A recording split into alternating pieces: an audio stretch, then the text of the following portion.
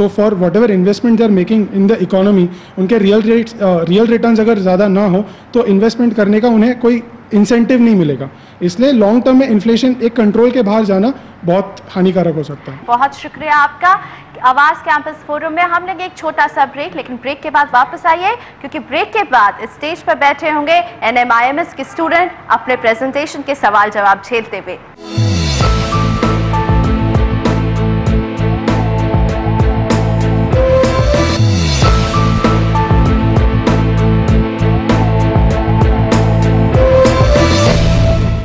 Welcome back. आप देख रहे हैं CNBC आवाज कैंपस फोरम और हम हैं मुंबई में। हमने यहाँ मैनेजमेंट के छात्रों के बीच ये बहस छेड़ रखी है कि क्या तेज रफ्तार ग्रोथ के साथ ऊंची महंगाई का सामना भी करना पड़ेगा। अब हमारे साथ हैं NM के छात्र, NMIMS के छात्र बैठे हुए हैं। इन्होंने अभी थोड़ी देर पहले अपना प्रेजेंटेशन रखा था और अब हम इनसे भी सवालों का सिलसिला शुरू करते हैं। DK जोशी सर शायद सबसे पहला सवाल पूछना चाहेंगे इनसे। आज हमारे देश में स्थिति ये है कि इकोनॉमिक ग्रोथ जो है वो नीचे की तरफ आ रही है।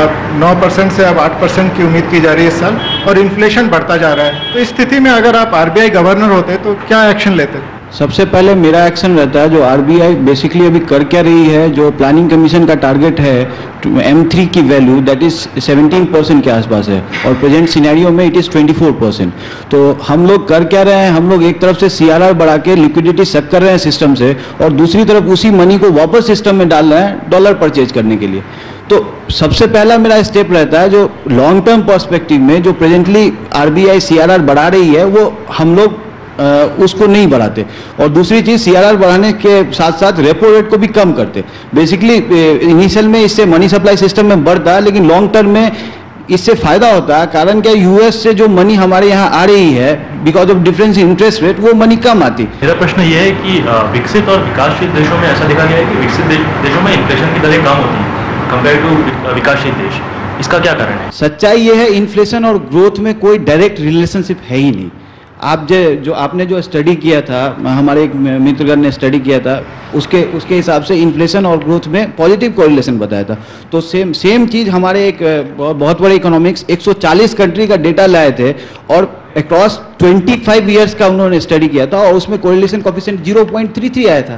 That's not a very good figure. तो सच बात तो ये है, जो दोनों में कोई रिलेशनशिप नहीं। आप एग्जांपल ले लीजिए जिम्बाब्वे का। जिम्बाब्वे एक क्लोज इकोनॉमी है, वहां ग्रोथ बिल्कुल भी नहीं है, लेकिन इन्फ्लेशन 1,00,000% है।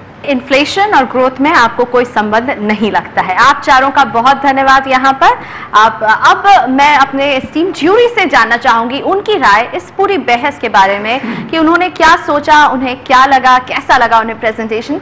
शुरुआत करेंगे जोशी सर से। ये टॉपिक बहुत पसंद आया क्योंकि एक बर्निंग टॉपिक है इस समय, और ये एक बहुत बड़ा डिबेट का मुद्दा बना हुआ है मीडिया में और एकेडमिक्स में भी। तो इस तरह के इशू स्टूडेंट्स में रेज करना मुझे लगता है कि बहुत महत्वपूर्ण है। I am absolutely thrilled. I think I would like to compliment all of you guys. You have done a fantastic job and I think they deserve a big round of applause. So I think the boys have done a fantastic job and the lady too. But I think it's very nice on your part to provoke this debate. I think it's very thought provoking. It's very interesting. There is no easy answer and there is no right answer. You've all done a great job. Congratulations. अब professor Banerjee से आखिरी शब्द चाहेंगे, कैसा लगा उनको presentation, यहाँ पर क्या सोचते हैं वो? डेफिनेटली 2 या 3 मिनट के अंदर इस तरह के टॉपिक के ऊपर अपना ओपिनियन देना is itself a mammoth task, and definitely everybody deserves round of applause for doing it fantastically. In 2 minutes time perhaps it is difficult to define what inflation is.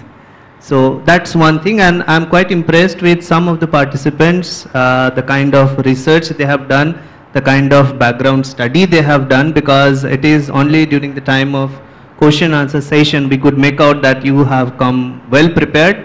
My congratulations to all of them. I definitely enjoyed. अब हमारे jury अपने task में लगे हैं, यानी अब वो बैठ करके अपना सर खपाएंगे कि कौन बनेगा बेस्ट स्पीकर और कौन सी टीम ने बहुत अच्छा प्रेजेंटेशन दिया।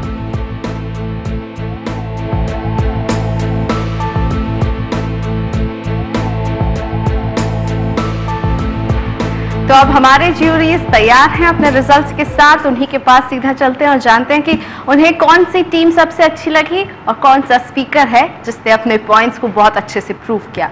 सब बताइए कौन सी टीम और कौन सा speaker? The jury is very happy to award the prize for the best team to S.J. Mehta from IIT Bombay. The best speaker is Subhrangshu of NMIMS.